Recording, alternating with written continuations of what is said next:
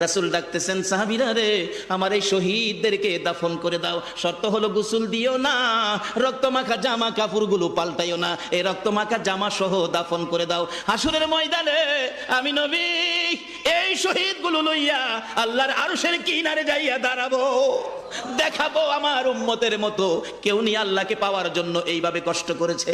এবার দাফনের কাজ শুরু হলে কিতাব লেখে 69 জনের দাফন শেষ। 70-এর মাথায় আসওয়াদ দূরে পড়ে আছে। আমার নবী 2 কদম সামনে গিয়ে দেখে আসওয়াদ নতুন তরবারি হাতে চিত হয়ে পড়ে আছে, শহীদ হয়ে গেছে। আমার নবী ডাকে, রে আসওয়াদ, মদিনার হুর বিয়ে করতে পাঠাইছিলাম, মদিনার হুর বিয়ে করলি না, যুদ্ধের ময়দানে জীবন দিয়ে বিদায় হলে।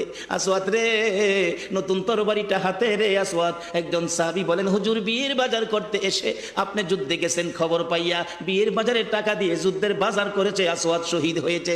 আমার নবী ডাকে, মাবুদ, আমার আসওয়াদকে তুমি কি দিবা গো আল্লাহ?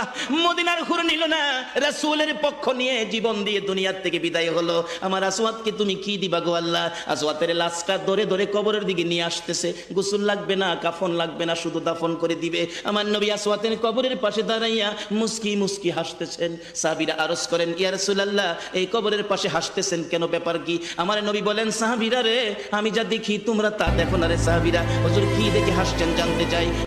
সাহাবীরা, আমার আসওয়াদ মদিনার হুর বিয়ে করতে যাইয়া যুদ্ধের খবর শুনে বিয়ের বাজারের টাকা দিয়ে যুদ্ধের বাজার করে জীবন দিয়ে কবরে রওনা হয়েছে।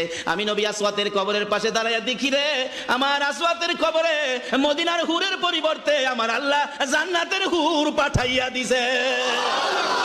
এমন একটা বাজার যদি আমাদের জীবনে হয়ে যায়, আমরা করতে পারি, বলুন আমাদের লাভ হবে না লস হবে?